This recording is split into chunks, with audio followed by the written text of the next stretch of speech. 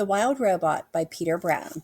Chapter 29. The Beavers. Every day the beavers swam along their dam, inspecting and repairing it. The wall of wood and mud only allowed a trickle of water to pass through, and it had turned into a narrow stream into the wide pond that many animals now called home. As Roz and Brightbill walked around the pond, they passed hundreds of chewed-up tree stumps, proof that the beavers needed a constant supply of wood. And this gave Roz an idea. The robot swung her flattened hand, and the sounds of chopping wood echoed across the water. They were soon replaced by the sounds of footsteps and shaking leaves as the robot carefully walked along the beaver dam with a gosling on her shoulder and a freshly cut tree in her hands. The beavers floated beside their lodge and stared at the bizarre sight with open mouths until Mr. Beaver slapped his broad tail in the water, which meant, "Stop right there!" The robot stopped. "Hello, beavers. My name is Roz, and this is Brightbill. Please do not be frightened. I am not dangerous." She held out the tree. "I have brought you a gift. I thought perhaps you could use this in your beautiful dam." "No thanks," said Mr. Beaver. "I have a strict policy never to accept gifts from months." "Don't be ridiculous," interrupted Mrs. Beaver. "We can't let a perfectly good birch go to waste." "I'm afraid I must insist," said Mr. Beaver. Mrs. Beaver turned to her husband. "Remember how you asked me to point out when you're being rude and stubborn? Well, you're being stubborn and rude." Then she turned back to Roz. "Thank you, monster. If you'd be so kind as to drop the tree in the water, we'll take it from there." "I am not a monster," said Roz, as she tossed the tree like a twig. "I am a robot." The tree smacked against the water and sent the beavers bobbing up and down. Just then, Brightbill started peeping. "Mama, hungry!" And so Roz dropped a ball of grass into the nest.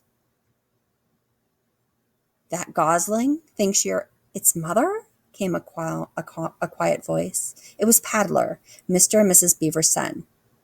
"His real mother is dead," said Roz, "so I have adopted him." There was a brief silence. Then Paddler looked up at Roz and said, "You're a very good robot to take care of Brightbill." Mr. Beaver sighed.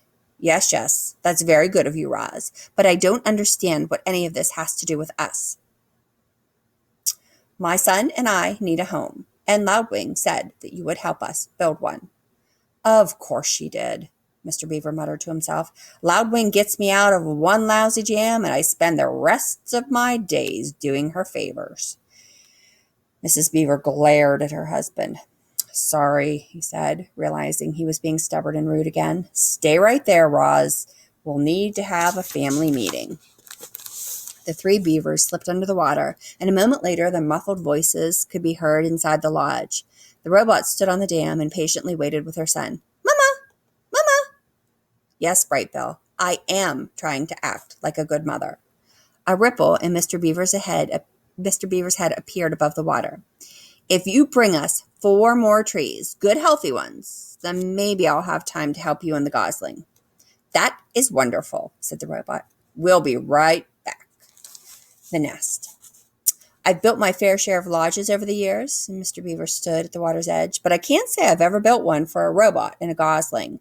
So just what exactly do you need?" "We need a lodge big enough for us both. It should be comfortable and safe, and it should be near the pond." "How long do you plan on living in this lodge?" "I do not know." "Then we'd better make sure it's strong and sturdy." Mr. Beaver stroked his whiskers as he thought. "Do you plan on having friends over? The missus loves to entertain guests." "I do not have any friends." "No friends? Well, you seem pretty likable for a robot. But if you want my advice, you should grow yourself a garden. Your neighbors won't be able to resist fresh herbs and berries and flowers. Just you wait and see. So we'll make sure there's a place for a garden, and we'll give your lodge some extra space for all the friends you'll be hosting." The beaver winked. "We'll also need to find a way to keep your lodge comfortable when it's cold outside. Our lodge is heated by our own bodies, but I think we'll have to find another way to heat yours." The beaver and the robot thought about heat for a little while. The first thing that came to Roz's mind was the sun, but then she remembered the hot spark she had felt while sliding down the mountain peak. "I could heat our lodge with fire," she said. Mr. Beaver blinked his little eyes. "I will need to experiment," Roz continued, "but I think there is a way."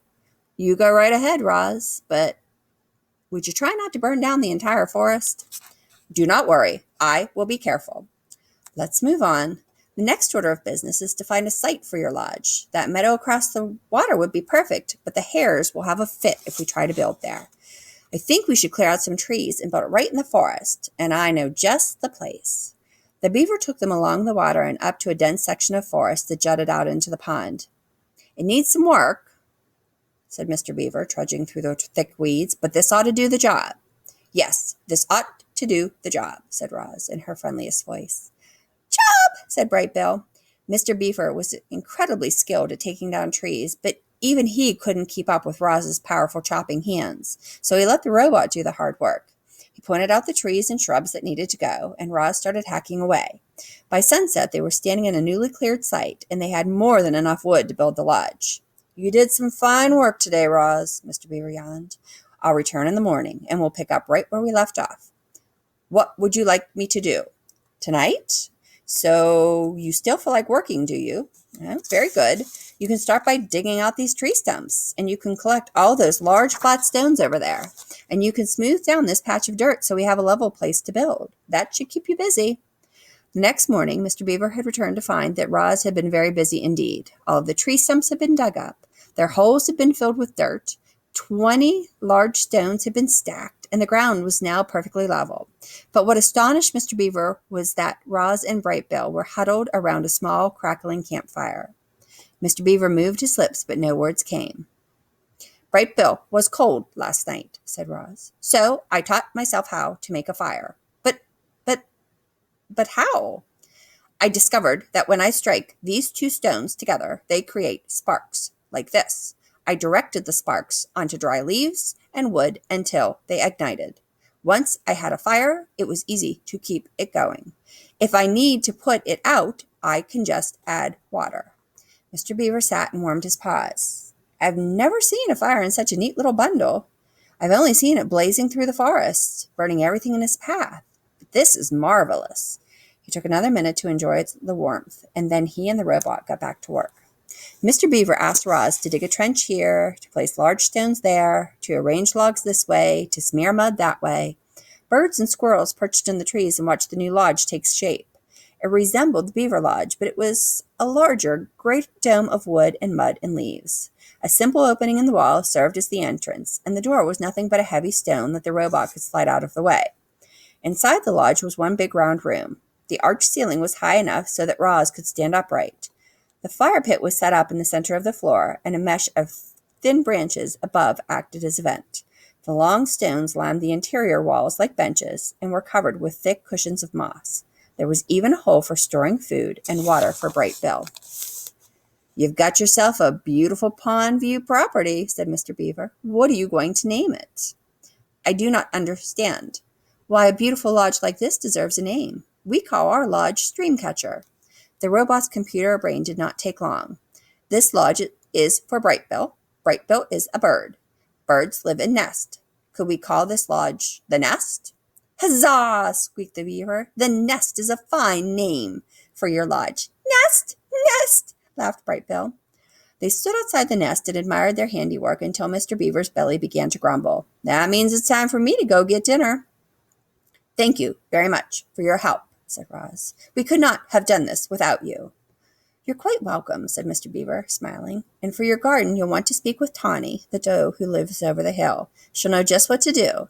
And now, if you'll excuse me, I'll have to hurry home before Paddler eats all the best leaves. Enjoy your first night in the nest."